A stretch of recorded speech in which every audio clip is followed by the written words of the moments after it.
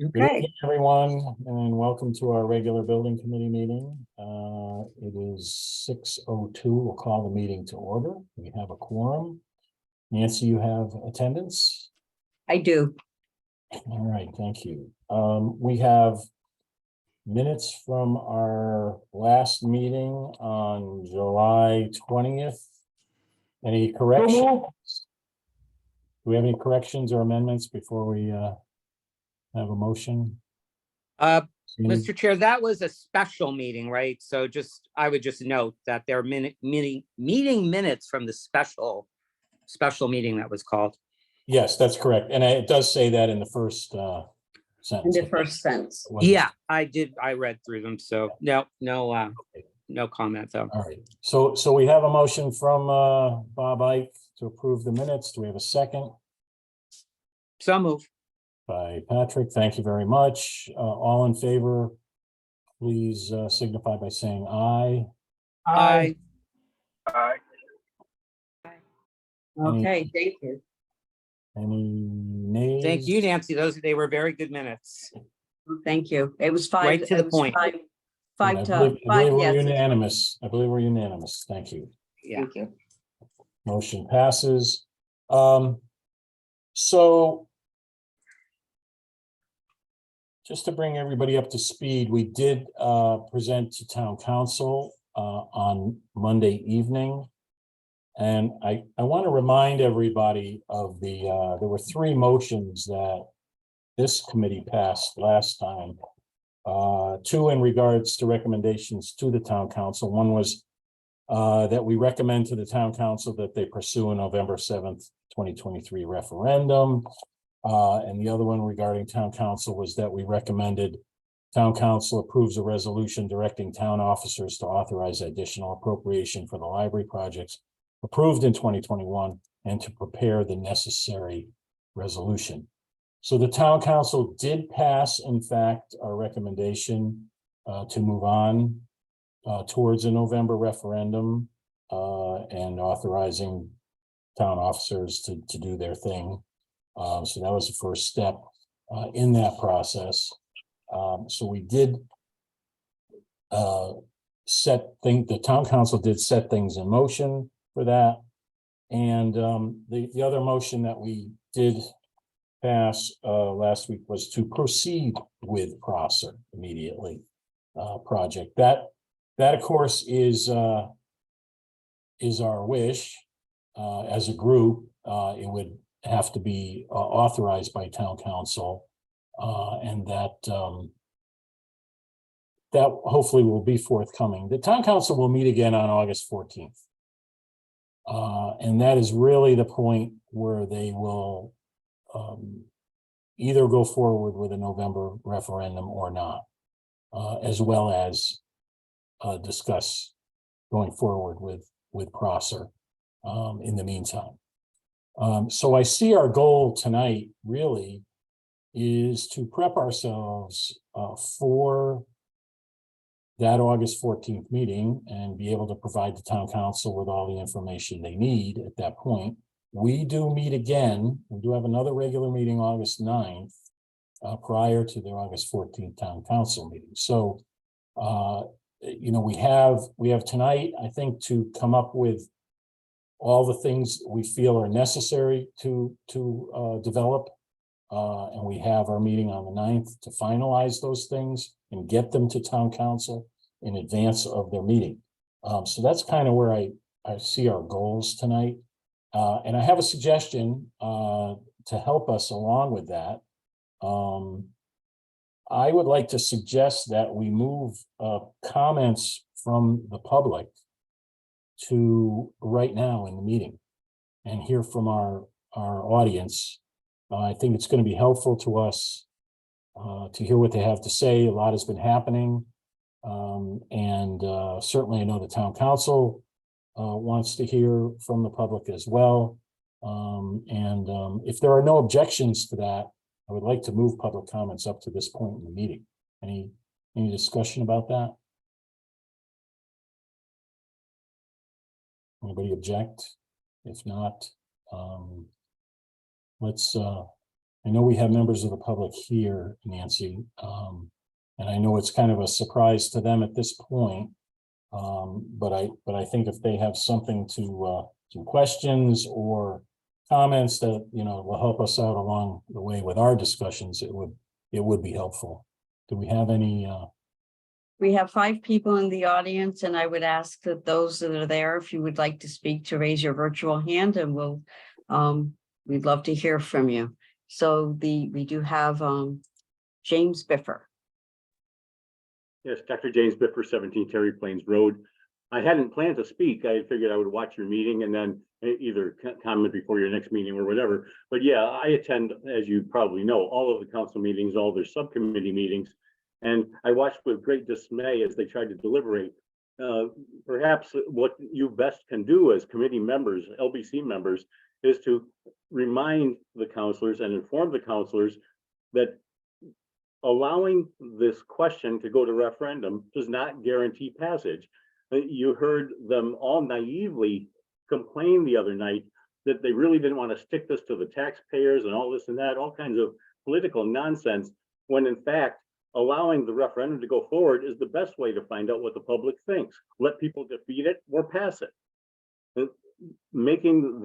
Allowing rather the referendum to occur does not commit the council at all. In fact, some of them blithely reminded us that they voted against the project, even though they allowed it to go forward, and Mr. Politis in particular.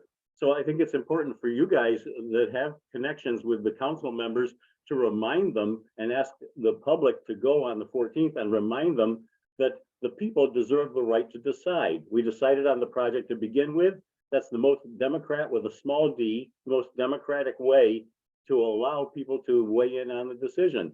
Have the referendum. If the public doesn't want it, instead of pre-guessing from the little microcosms that they speak with, that the public does or doesn't want it, or they personally don't want it. I don't care what they personally want. I don't care what their little microcosms want. They should ask the entire town what we want. And the 83% that passed the project originally will certainly, I think, pass it again. So I think the most small d democratic way is to get the council to let the referendum go forward. It costs them nothing but a little bit of legal time and staff time, and let the public decide. Thank you. Thank you, Mr. Biffer. Anyone else like to speak?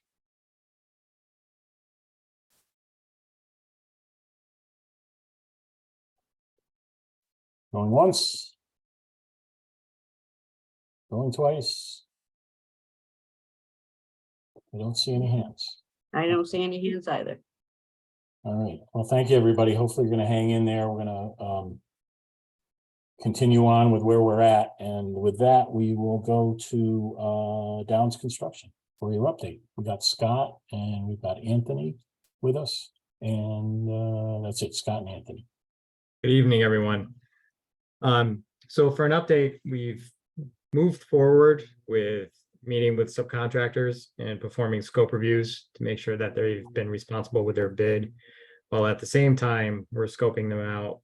We're doing some brainstorming with them with value management for the project in order to see where costs can be saved efficiently and responsibly in order to keep the programs as they were designed.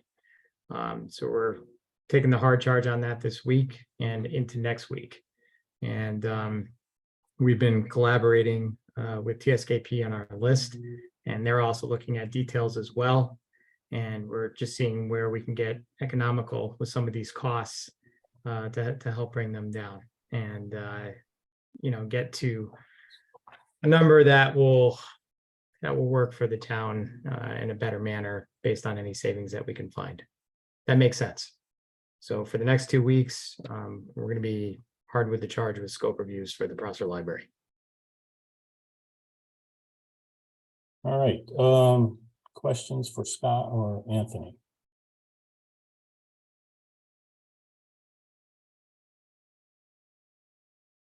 All right. I have a question. Yep. At the town council meeting, an idea was brought up, one that we visited early in our process, and that was to make have the larger library facility on the McMahon site. And then have the smaller of the two library system buildings remain at Prosser. And I'll bring Richard in on this as well, Richard in Indiana. We had looked at that early in our process. I think we exhausted every option we could think of in our site search and our building search. You know, my initial reaction to that thinking was that there were certainly no cost savings in that approach. Not only because of the well, there were a lot of factors in that. Basically it's a do-over design wise. In both cases, there's a huge amount of time necessary to get us to that point where we would have two designs like that. And just all that time and spending of design fees and escalation costs. You know, I just didn't see it reducing costs at all, even though there might be some efficiencies in building a new building on a flat site rather than the existing Prosser site, which we know has its difficulties. But I would think all those other factors far outweigh the advantages of a flat site. And Scott, I wanted your thoughts, and like I said, Richard and Indiana, if you could, chime in on that. It's probably a question we need to answer for the town council in more detail, but initial thoughts here I think would be good on that avenue that we did already explore. I need a little reminder how far we took that early on. So, Richard. Yes, thank you, Mr. Chairman. We did explore it when we were looking at all kinds of variables. I want to remind the committee that the area, the square footage of the McMahon Library is only about a third of the size of the Prosser Library. The acreage is also significantly less. So I can't remember exactly what the acreage is, but I think we should refresh our memories on that. We would like to resurrect what we had studied previously so that we can be fresher when we actually discuss it in the future. But parking also is another factor. The amount of parking that would be available in the Prosser's project is significantly more than on the McMahon site. So that's what I remember of the studies that we had done previously.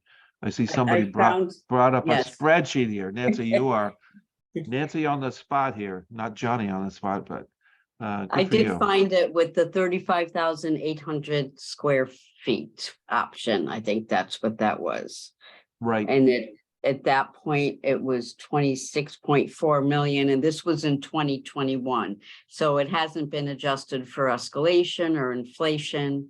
None of that, if I recall hearing Tom Romanoli's comments Monday night, he referred to the bids coming in for McMahon around $1,000 a square foot. So I think if you look at a 35,800 square foot building on that site, you're already at $35 million. I know that's not scientific, and I don't expect to be a construction manager, but if I do the simple math, which may or may not be correct, and obviously I would ask our construction estimates if they have any opinion, but I do recall at least this. I didn't remember anything about the parking, and I didn't find that yet. Right. Okay. So this is actually a pretty good table, and it's a good reminder of where we were. So for a building that's over 35,000 square feet, it wouldn't be $1,000 a square foot. I'll ask Downs to correct me if I'm wrong, but the smaller the building, unfortunately, the greater the cost per square foot. There's just an economy of scale when you build a larger building. And what's interesting in this chart is that all the three sites being considered at that time, Prosser, Town Hall, and McMahon, we held the square footage roughly the same for each location. And the difference, as you can see by the bottom line, we have 28 million for Prosser, 27 million for the Town Hall site, and then 26 million for McMahon. But you have to take into account the other non-cost issues. We talked about a lot of things at that time, the synergy between a library, an expanded library in the center of town, the synergy it could have with some of the other development that was going on with Town Hall, with Wintonbury Mall, and so on. So I know this was discussed at the town council meeting. I did listen in on the town council meeting. But to say that it is something we should reconsider at this point, it is starting from square one. It would be unfortunate because we'd lose another year, I believe, if not more, to go through the entire process that we did. Remember that we went through planning and zoning, inland wetlands. It took a long time to get to where we are today. So I'm just speaking from what I recall, Mr. Chairman. Hopefully that helps a little bit. Yeah, no, I realize I was springing this question on everybody, and we're kind of exploring tonight of, what we want to eventually prepare in more detail if necessary. But I know we had visited it, and it wasn't as if this was a brand new idea. I think we went through all the necessary paces in considering these things. And those dollar amounts, those estimates at that time was for a single building. It was not the two library building system that we are currently looking at. So we have to take that into consideration as well, that what would be added to do something with the existing Prosser building, whether it was demolished and a McMahon-sized building went there, or whether it was renovated as it sits. I think either one of those are unfortunately massive endeavors, probably more than what we're currently looking at spending at McMahon. I would think, given the complexities of the site, which don't go away no matter what you do there. So I think that's a question that does need to be addressed factually for August 14th. So that's why I threw that out there. Understood. Patrick. Yes, thank you, Mr. Chair. So with regard to this, really good that we found that, Nancy. I was wondering, I guess I'm sort of seeing this list of pros and cons again coming back. So I know we've gone over this before, and I'm wondering, is it possible to, provide this, because this was requested as one of the potential options or scenarios to be looked at. Could these numbers, without, going through every detail of it, but could the numbers be refreshed a little bit to make them more current for that particular option about, making the larger building at the McMahon site, because I believe you said, Nancy, they're from 2020. Could we somehow update them to 2023 numbers so that, we're looking at something a little more realistic? And then I would want to include, since it was brought up at council, I would want to include this as, here are the pros and cons for this particular option, and these are the numbers that we had, and when it was discussed previously. The one thing I would ask about that, though, is if we do that particular scenario, let me see if I can pull it up again, involved mothballing Prosser. Oh, So I guess I'd seek some guidance for if we want to go forward with that, if you wanted to do it based on mothballing Prosser, you can actually, let me make this a little bigger so you can see it. Under B, the first item here is Yeah, I see mothball it. crosser. So Mhm. maybe if you can give a little bit more guidance to Downs or somebody so we can, if you want it strictly on this or you're looking at us, what you'd like to do with that particular site. That's all I would ask. Yeah, I remember this. So the mothballing does need to be addressed until you find a use for Prosser. Again, this is the one building scenario. This is before we got into the decision by the committee that this should be a two building solution. At that time, we were trying to fit everything into one building. And without knowing what the future is for the existing Prosser building, you will have to spend money to mothball it, to make it weather tight, to make sure that it is kept safe. And you need to also make sure that there's ventilation. Otherwise, you risk mold growing, all those things. You need to have a fire alarm and security system, make sure that's operational. So that was a number that we came up with. At that time, we estimated those kinds of features had to be operational in the Prosser building. And you would still be spending money for utilities and so on. So thanks for that reminder. Yeah, so Scott, is that something you can, put together easily? An update to that particular scope, with the one building and mothballing Prosser. And then we probably need to address that scope of a new building plus some scenario for the existing Prosser where it would be an operating facility. Perhaps a renovation of what exists, period. Well, I can tell you, Mark, and first of all, Richard, just to answer your question, McMahon with the bids taken in was close to $1,000 a square foot, if you take a look at the bids. In regards to, reviewing the updating an estimate to the scenario you're speaking towards. So you're basically throwing plans out the window, the designs out the window, and reintroducing all of those costs 100%. Okay. You're definitely increasing your escalations for materials, your soft cost installations quite a bit. I mean, I could see this entire project, both libraries, the cost and ending up being double. I mean, we can definitely run an exercise. I think the renovation is a little harder to run through. I think that takes a little more time. That there's a lot of unknowns there. But we can certainly take a look at that. Well, would it suffice it in your look at this to say that, one scenario of Prosser is putting a McMahon-sized building there Sure. at the $1,000 a square foot plus because of the complications of the site. And another scenario is a renovation of the existing, which I would hazard a guess.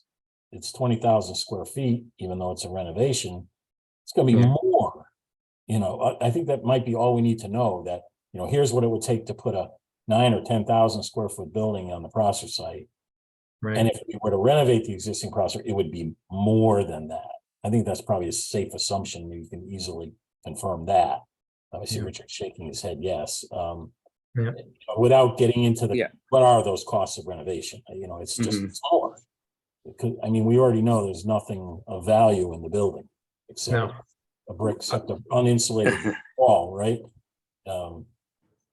And bringing it up to code. All that. Yes, you'd have to bring it up to code, and you'd also have to flood proof it. The lowest level could possibly be not used at all.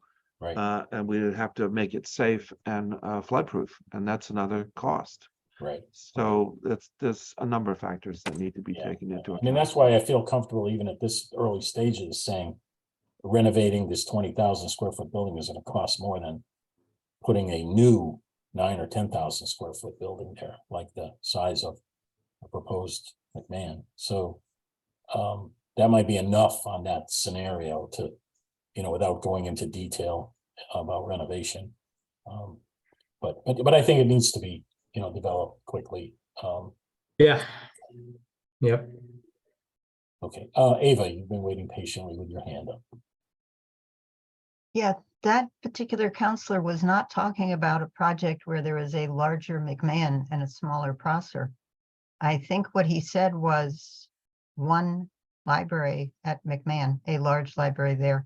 So that might save you some time because I don't think there was any suggestion that there would be another library. I thought I did hear both at one point or another. I heard that, what you're saying, and then I also heard, and a smaller, but you're right. It was, the town council did not take any action on this. This was one counselor's, scenario, but out of due respect, I think, the public should hear what that would entail, and that we had visited it, already. All right. Any other questions for Scott and Anthony? If not, let's move on to Richard. Oh, what- go ahead, Patrick. Thanks, Mr. Chair. Sorry about that. Scott, one last quick question. So when you're done with doing these meetings with the subs and the scope review and the value management and so forth, do you have any sense of, is it going to bring down the number for the funding that would still be needed? Or how do you feel about that part? I mean, what are you hoping to get out of at the end of this process with the subs and the scope management? Well, I'm not sure if it would necessarily bring down the funding, just because if you're doing both projects at once and you're starting one right away and tabling the other one until next spring, I think you want to keep the funding scenario that we have. Okay. Whatever cost savings can be realized on the Prosser Library only helps with McMahon. Yeah, because there's just too much with. No, I get what you're saying. And Okay. things of that nature to wait till next spring to say, well, yeah, we can bring down the funding because we save money here. I don't know if I would risk that. Okay, gotcha. So what we presented Mark and Tom presented the other night at council is really the numbers we would be looking for in a referendum. So those are the hard numbers we have. Okay. Absolutely. That answers it. Yeah, thank you for that. Well, I think Nancy, I'll get to you 1 second. I think we want to give town council a not to exceed number. Here's what we believe is a not to exceed number for the referendum, and allow Downs and TSKP to keep working on the value management. And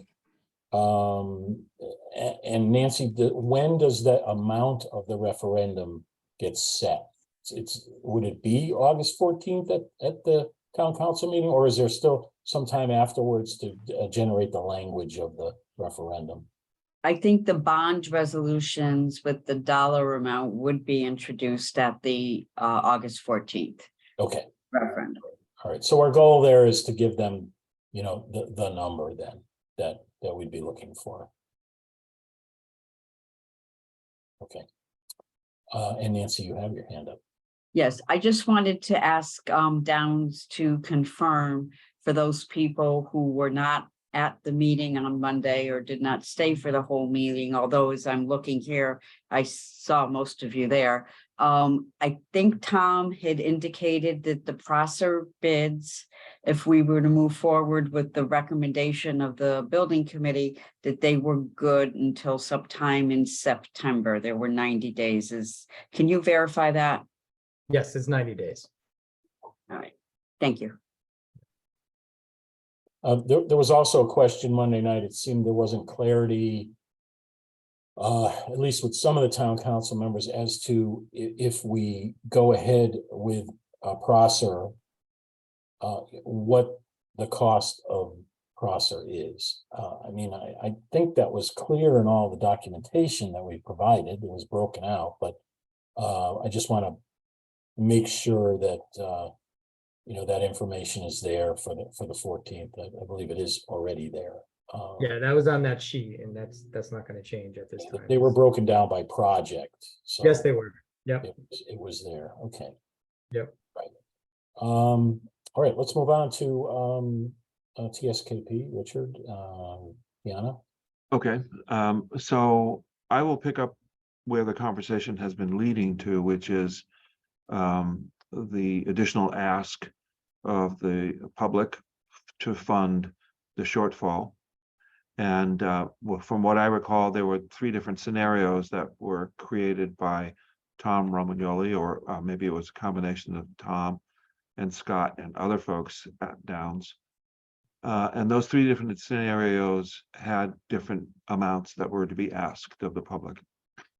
And the scenario number 2, which was proceeding with Prosser first because it was the larger of the 2 projects, and it would be wise to lock in those bids.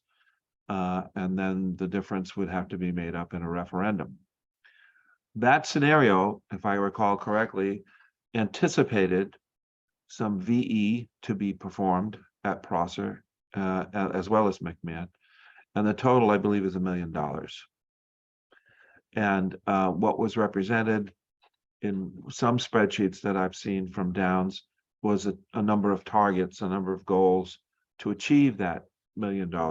And I think Downs said that would be roughly split 750,000 for the Prosser and 250,000 for McMahon. So we've started looking at the list that Downs prepared, and we have made progress. But I will tell you, we have not put pencil to paper yet, because we don't know how this is going to play out. This committee's recommendation was to proceed with Prosser. I did not hear consensus on the part of the town council to proceed that way. So I don't know what's going to happen in August before we actually make revisions to the Prosser plans and specs. We want to be sure that that's the direction that the project is going to take. But we have reached out to our sub-consultants. I think all our sub-consultants understand the VE items that were in the Downs list. And now we just need to have someone pull the trigger and say, go ahead, make those document changes, finalize those bid numbers with the subcontractors. And here are the new revised drawings to achieve that. At least that's the way I see this playing out. Scott, would you agree? Yeah, Richard, I would agree. And I think it's important that we finish the scope reviews with the lowest responsible bidders to ensure that when you do put pen to paper, pencil to paper, it's totally valid because we've rooted out everybody. And yeah, absolutely, I agree with you. Okay, so that's where we are. We are ready to start making those revisions in the documents. We just need approval that is the direction the project is going. But we all need to feel comfortable about that $1 million figure. We've got the chicken and the egg, because we've got to give a number to town council. And that number needs to be based on what we're comfortable with here. So we're going to need to know about that. Are we good with this assumed $1 million value management exercise or not? Or in fact, are we going to be increasing that number we're looking at the moment? Right, that number we're looking at now, Scott, assumes 1 million of value management. Is that correct? Yes, I believe it does. From what Tom So, yeah, sometime we have to have a meeting of the minds there on that, at the very latest at our next building committee meeting, to pin down those numbers. So you want reconfirmation that goal will be met. Okay. All right. So we do need to have a sit down with Downs. Yep. And share so we have been marking up the plans, and we have been doing some tracing overlays. So what we do need to do is say, look, this is our understanding of your objective, And we think that this is achievable. We've had those discussions in-house and with our sub-consultants. Okay. All right, that's good. That's good. Thank you. All right. Questions for Richard or Deanna?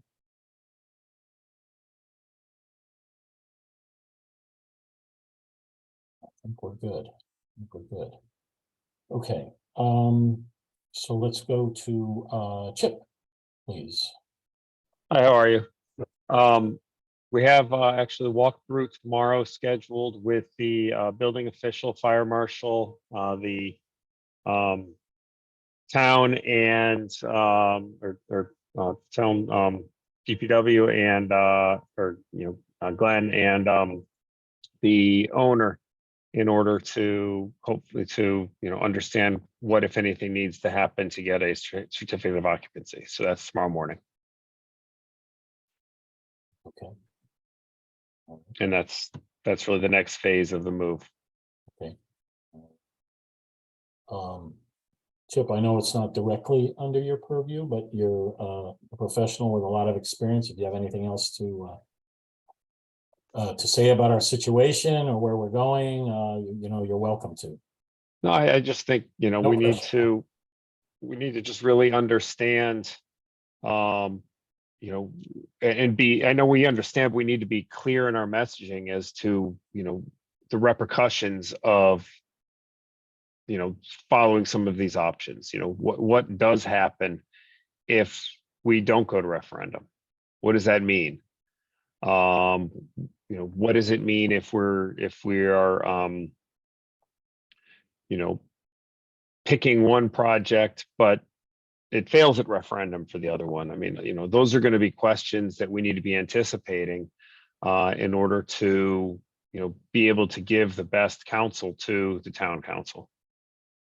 With different spellings there of the council, but that's what's going to be on people's minds.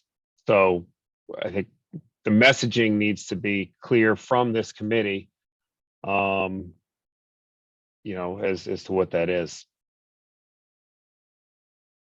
Thank you. Appreciate that. Yep. Questions for Chip? All right, Chip. Elizabeth's got her hand up. Oh, I'm sorry. ahead. I just wanted to respond to Chip bringing up repercussions. It's one thing I left out Monday night with town council, and that has to do with the fact that the libraries were built with the idea that together they would serve the entire community. So any cuts or changes would directly impact families, teens, our young people. And the other part was the role that the libraries play in the schools. And I know Principal White is here. We directly work with all of the schools in Bloomfield and provide professional librarians to work with students and teachers throughout the whole year. Our collections support curriculum, support what they need. We, more than any library in Hartford County, and maybe even in the state, the amount of outreach to young people is amazingly huge when you compare it to West Hartford, Windsor, South Windsor, etc. We are integral in a lot of the curriculum and raising readers in town. So that is something I think we need to think about too. I feel like it cannot be divorced from this conversation. Mm-hmm. Yeah, definitely. And I think that is something that's best coming from the library staff and or the library board, because those are, the kind of the programmatic impacts as opposed to the construction impacts. The construction people can talk to the construction, but I think that you guys need to be the ones that really are, describing what those impacts would be just from your daily operations and ability to serve the community. Great. Thank you. Ava. Yeah, thanks, Mark. Interesting that Chip mentions that. I distinctly heard undertones at the council meeting of the possibility of choosing a project, choosing to start with Prosser and end with Prosser. So I went back and looked through, all of the things that we had talked about as the subcommittee doing the planning for the facilities. A lot of the numbers that we considered, the cuts that we had made, the shifts that we had made. I don't know if you wanted me to run through a few points here, or if you would rather I wait till committee comment. Which would you prefer, Mark? I mean, I think it's beneficial for the public to hear this. And the more often they hear it, the more often they can be advocates as well for, what you're doing. So please go right ahead. Okay. I think there are a number of issues that people are not necessarily envisioning here. Oh, Ava, you're freezing up there.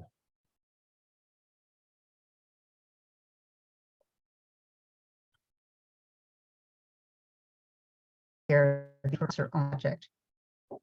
And Ava, you froze up there. oh, is that better? Yes. Okay. Yes. Okay, thanks. So you would have to look at all the statistics that we're talking about in a very different light if you're talking about a Prosser-only project. And when we did the planning for the Prosser spaces and reducing them to their current minimum size, we did have these conversations. So here are a few things that you would have to consider if that's what you're looking for. And this ties into what Elizabeth, everybody's boxes just moved on my screen. This ties into what Elizabeth just said about providing services, because our charge from the mayor and theoretically from the council as well is that we're building a building project here, but with an eye to service. The whole point of a library, the quintessential core of a library, is service. So here are a bunch of considerations that would have to be taken into account. So the currently approved size and design of a new Prosser would not be able to support all of the visits previously made to both libraries. And all of those visits that we saw in the extensive data that we had. Beyond that, research clearly states, and this is long-standing research projects done over quite a long period of time over a huge array of libraries.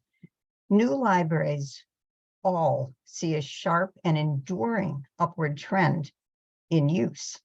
So not only would we have to find a way to provide with less space the services that we provide now, we would be looking at even more demand for services without that extra square footage. The planned Prosser design doesn't include enough space to house both collections. Both of them would be needed just to meet the current demand. And not only would there not be enough space in library world, you also plan for the expansion of your collection. That would also be out the window. We would not be able to serve the public with a full collection as we see it now, let alone future needs. Business equipment. Both libraries were to have business centers. That gets very heavy use at McMahon. And of course, there's baseline use at Prosser. The Prosser design has just about enough room for the copying and fax equipment that are needed for the increased use just seen currently at Prosser. It wouldn't be sufficient to meet the demand that we're seeing now and growing at McMahon. So where would we put the equipment? There's not enough room for all of the computers that are needed to just meet the current demand at Prosser and McMahon, just the computers that we have now. So what would we do? Do we turn people away because we don't have a place to put them? That's a huge, huge chunk of our demand. And we could not meet it. How would we meet the demand for seating for all of the people that would be using a Prosser-only option at its current size? We have people visiting at both libraries. We're talking about a library as a core meeting place, a conversation place many uses where people will be physically at that library. Where are we going to put them? And I'm not saying this to be flippant by any means. I'm a librarian. I've been a librarian for decades. To me, these are agonizing possibilities that we're talking about here. We've talked about the fact that the teen use at McMahon is by far the larger or greater of the two libraries. The teen room at Prosser was deliberately planned to accommodate a smaller use base at Prosser. So if we only have Prosser, we no longer have sufficient space to meet both Prosser needs and those of the larger teen demand that we've seen at McMahon. Not to mention that those teens would have to get to Prosser, and most of them are clearly not driving. How would we manage programming? Both library populations expect programming. And yes, we do virtual programming, but it is not solely virtual. How do we fit all of the programming from two library communities in one community room that we were already discussing as just meeting the needs that we're seeing at Prosser? We have more than 75 partner entities in the community and throughout the state. That affects programming hugely. We're talking about being a community-led library. That is where libraries are going all over the country. How do we accommodate that extra programming to benefit all of our residents if we've now reduced the amount of space we have to accommodate it? What happens when we continue forging partnerships, which we are already doing? You know, as we speak, partnerships are being discussed and formed. That's even more use that we have no place to put. Library Building Committee asked through surveys, a huge number of phone calls. Many of us sat there calling night after night, directly asking all of our neighbors in Bloomfield, what do they want and what do they need if we are building new libraries? No matter how that project was conceived, what was their choice? And the list was formed not based on assumptions that we knew what residents wanted. We explicitly asked them, both for them to submit in writing, to submit online, and just talking to us. And some people talked, I know when I called, I don't even know how many people, some people talked to me for an hour telling me what they use, what they need, what they don't have. So we carefully recorded and tallied and analyzed everything that they told us. And there were many, many wants and needs that were indicated, particularly in the area of serving children, becoming a meeting place for residents, becoming a center, you know, for each of the populations. But the number one, the absolute top feature that the majority of those who responded to all of our discussions and polling, what they wanted is a cafe. So if you look at the current Prosser design, it barely has what we would term a cafe. How many does it seat?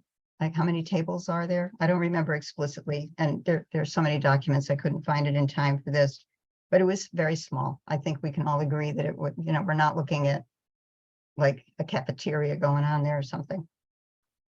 So if you look at how many tables it has, how many does it seat, then you combine both library both library populations. Who will that serve? What tiny fraction will we serve of all the people who told us this is what we want? If you live in town, you remember the referendum on 330 Park.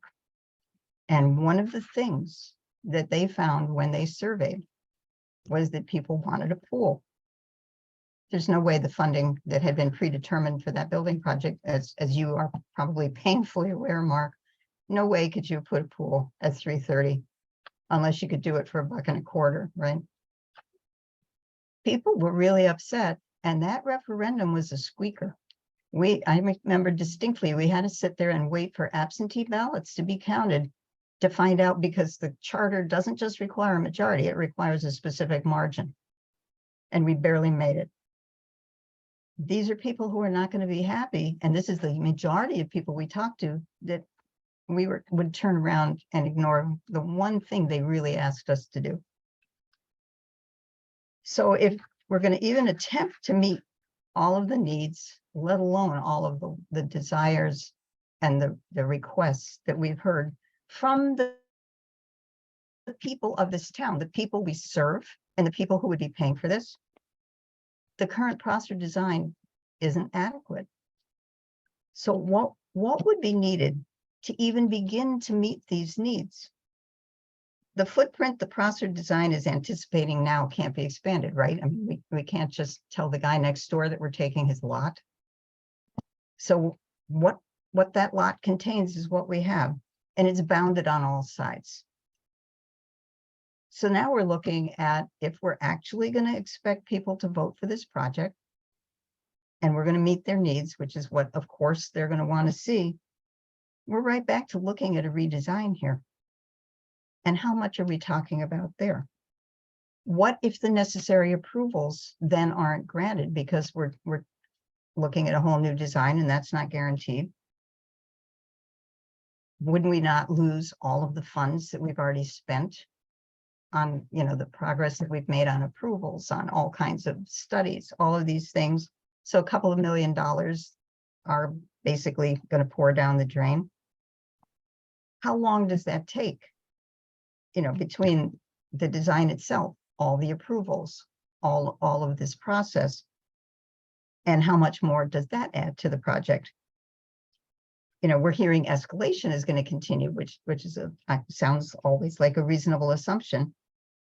But if this adds delay, how much more is that?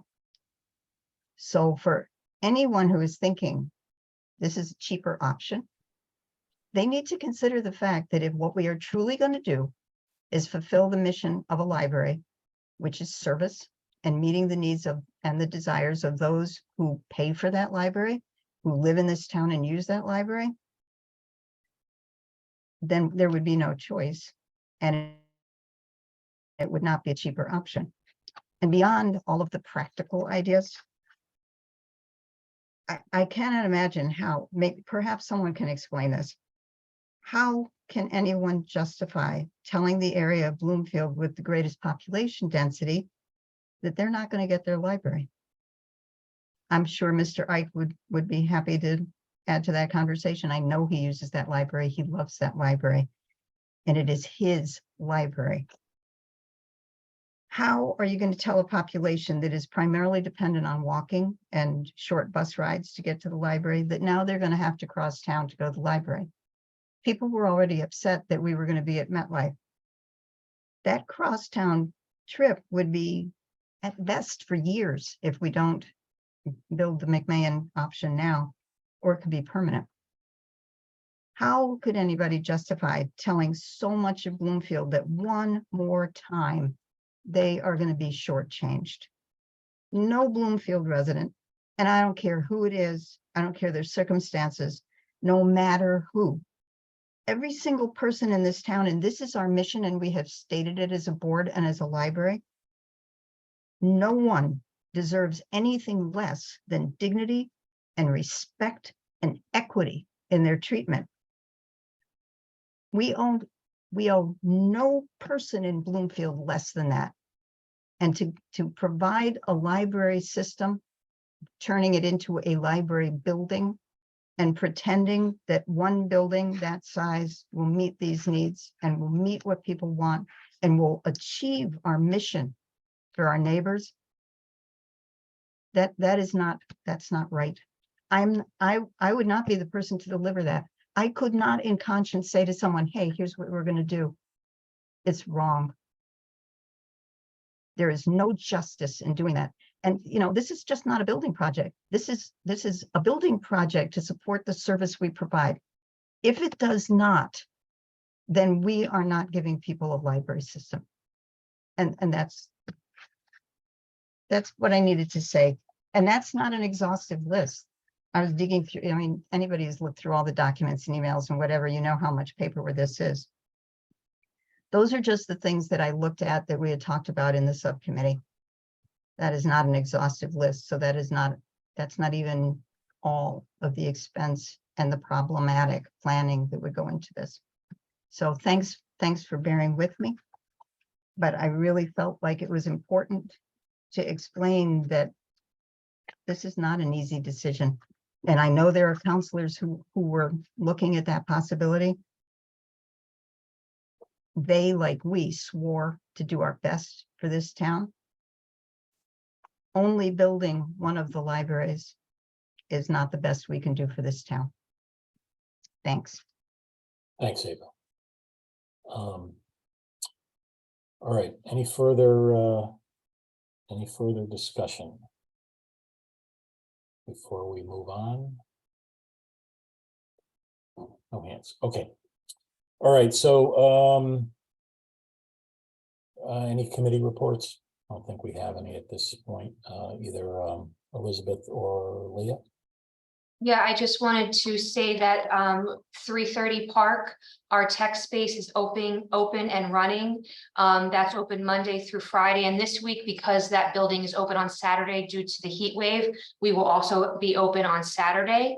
And we've had a lot of people, it's been mostly word of mouth, but we can start letting people know that that space is operating, and it's for technology.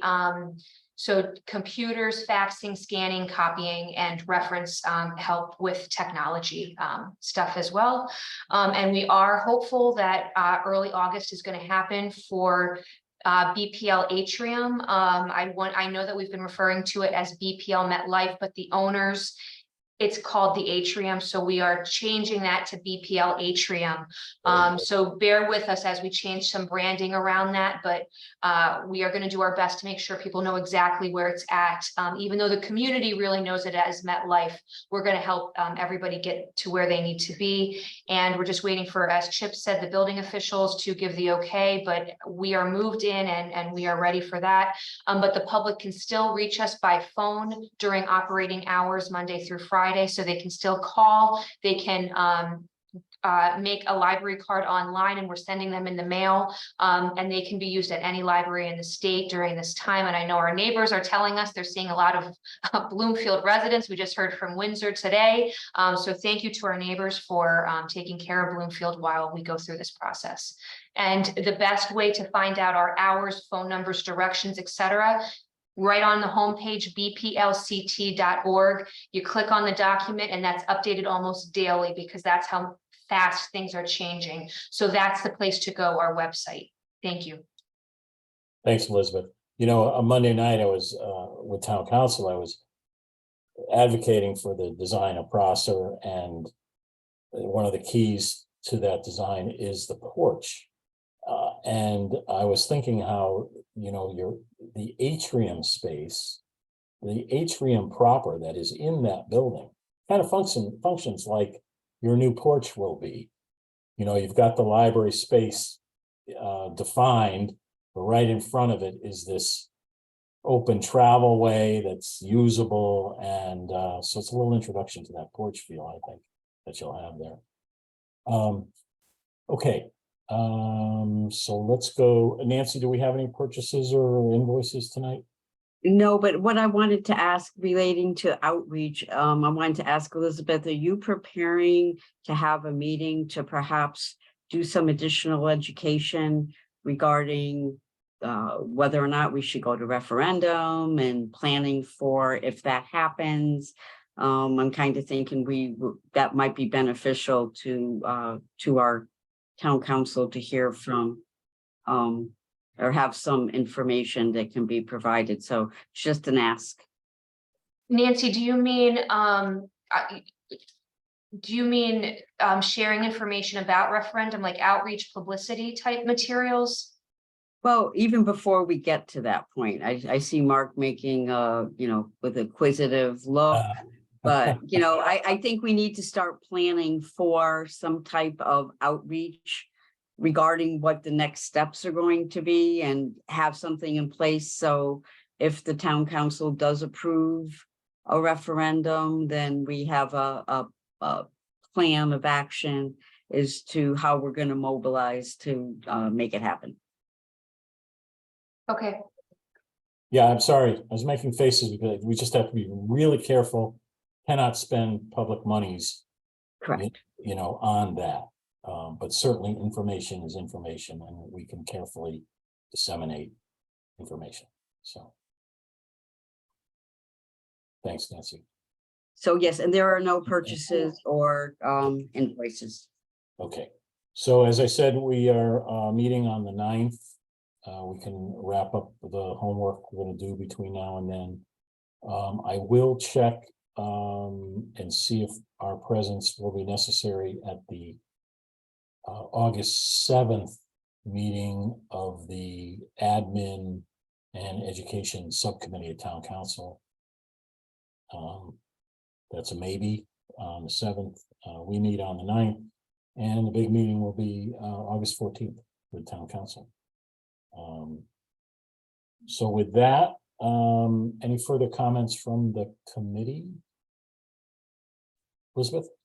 I just wanted to mention, I heard this a little bit from the town council meeting and in the aftermath, and I just wanted to remind the entire public how long this committee has been meeting and how the work is stacked upon each other, and what an iterative process this has been from the beginning, and how each step has had experts in the field, consultants, professional staff, members of the public involved to get to the next step. So I know that we showed just one chart Nancy brought up today, and every part of the process has lots of paperwork, and it's all available on our website if you go to the LBC part of our website and on the town website. So there's lots of documents for people to come through and see how public everything was and how transparent this process has been and how many people have been involved, including many people from the public who filled out those surveys and attended information sessions and have come and gave public comment, etc. So I want to continue to invite people to come to the library building committees meetings, the library board meetings, and town council. They're all open to the public and everybody's invited to attend. But again, we've been at this since 2019, which is a long time. So that was my comment. Thank you, Chair. Thanks. Let's see, Nancy? Yes, thank you, Chair. Actually, some of us have been at it since 2016. Some of us go way back. I also attended the meeting Monday night and listened to some of the comments that were made by elected and non-elected people, both at these meetings. And I want to give a little bit of information to kind of correct some of the things that I heard out there. You know, I've been in the public procurement business for over 30 years. I have to say that this is one of the most unique bidding environments that I have ever experienced in my 30 years, which included 10 years as the city of Hartford's purchasing agent. It's really a very odd market. It's unique. It's difficult to find bidders. We open Philly Park tomorrow, that bid, and I'm worried that we're only going to get maybe 1 or 2 bids. A couple of years ago, we would have been flooded with bids. So the bidding market is really difficult right now. And part of that you see that come out in the bid numbers. You know, we're almost $9 million over budget, but we're not alone. And this is not a TSKP issue. It's not a Downs issue. It's not a design issue. It is not a square footage issue. It is the nature of the beast right now. And if you look around our neighbors, you're going to see the same thing. For instance, Farmington High School, they did not have enough money to complete their new job. They had to go back out to referendum as well. Same thing with Latimer Lane School in Simsbury. They had to seek additional money through referendum. Buckley High School in Hartford, another project that needs more money to be completed, as is even on the Cape. Nauset High School is facing the same reality, and somewhat of a slighter, differently project, but still a construction project, is the Congress Street Bridge in Bridgeport. So it's not just a library, it's not just a park, it's not just a school. The nature of the market right now is that the only number that counts is that comes in on bid days, and it is very difficult to predict. I think the one thing that is predictable is the prices will go up the longer we wait. We continue to see that. So I just wanted to share my research and my experience that we are not unique, nor are we alone in seeking additional money through a referendum. And some towns have not even done it through a referendum. They found other funding mechanisms to cover their shortfalls. But this is by no means unique to Bloomfield or any of our wonderful consultants who have done nothing more than yeoman's work. So thank you. Thanks, Nancy. Patrick? Yes, thank you, Mr. Chair. I couldn't agree more with 99.9% of all the comments that were made tonight. And I also attended the town council meeting on Monday and listened to it all.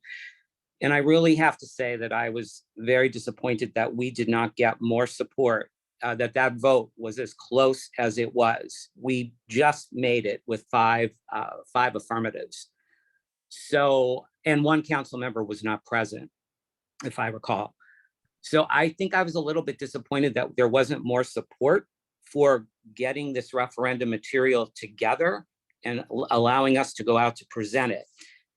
And I think Dr. Biffer I couldn't have said anything better than what he said. First of all, if this is a democracy, by not voting in favor of going out for the referendum, we're taking away the opportunity for the people, our neighbors, the town of Bloomfield, to vote on this referendum.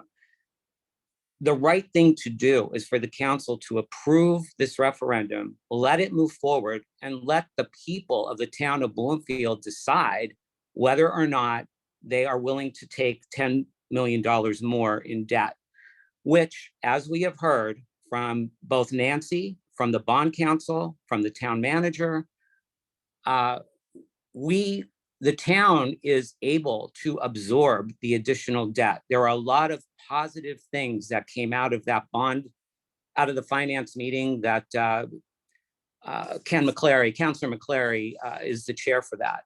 And I wasn't able to attend that meeting, but I heard all of the comments that came out of that. So there are a lot of good things that could happen by going forward with this at the recommendation that we made. And I just feel that not going forward with the referendum is taking away the ability of the voter to decide. So even though some counselors made a point of saying they have heard from people in our neighborhood who have said they just can't buy into this, we don't know how many people that is. Is that everybody in town calling and saying they won't do that? I don't believe that. There may be a certain number of people or a small group of people who are opposed, and that they would have their say on the referendum at that time. So I strongly urge us to really make a compelling argument as to why the town council should vote in favor of moving forward with the referendum with the language that we come up with and allow this project to move forward. And as Ava pointed out, we would end up with a new building with if we only had one building, we'd end up with a brand new building and still have all the same existing problems that we have today. We wouldn't solve any of the problems. Do we really want that? Is that what the town of Bloomfield wants? And it was clear from the prior referendum and the overwhelming vote that we need two buildings. Everybody made that clear. And that was what the referendum called for. And for us to turn around now at this point and say we're only going to build one building is, in my opinion, is wrong. We need to give the town what they wanted. The last thing I'll say is, I think I forgot my last point, but it was something to do with, we had the positive. The last point I'll say is, in my opinion, I'm just speaking for me.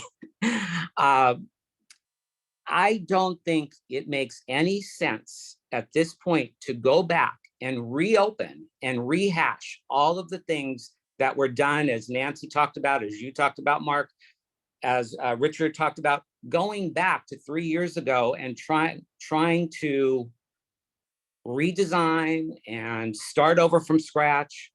I mean, I understand those concerns that were raised by some of the council members, but we've been through that. We've been there, we've done it, it's over. I don't think it makes sense for us to go back and reopen all of these issues that have been closed. And we've had those designs, they were all presented, they were all reviewed, and what we came up with was the 2 buildings. And that is what I think we should stick with. So I don't think, again, in my opinion, it makes any sense to try to go back and do redesign. It's not only going to be time consuming, but it's going to be costly. And we need to start moving ahead sooner than later, or else we're going to be in more need of money. So I'm sorry, I'm a little, upset over all this, but it just, it doesn't make sense. We have done our due diligence. So much work has been poured into this. And I wasn't even on part of the committee when some of this legwork was done early on. I may have been on council at that point, but a former council member, but we weren't involved in the details of all of that part. So, again, going back, I think we should just present the information that we've already determined to be closed. Yes, we went back and looked at this design and decided it shouldn't be this way. That's closed. We're not reopening it.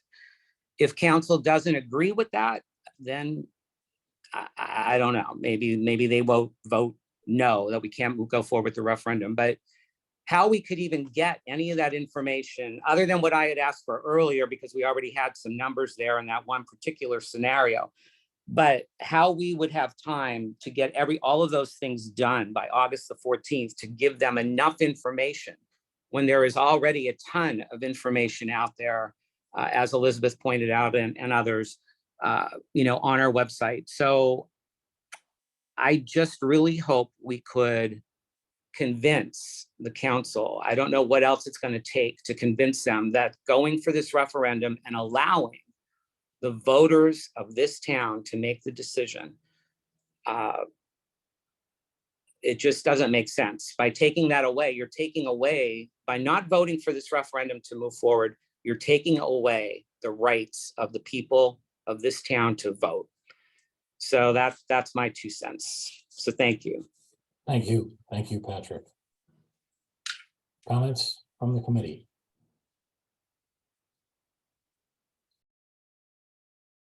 I see no more hands, and I want to thank all of you. I'm really proud to be part of this group. I think a lot of good things have happened, and I feel positive they're going to continue that way. So, I thank all of you, and I thank everybody from the public, all our usual suspects that have been watching us and listening and participating. I thank you. And so with that, do we have a motion to adjourn? So moved. Moved by Mr. Ike, seconded by Patrick.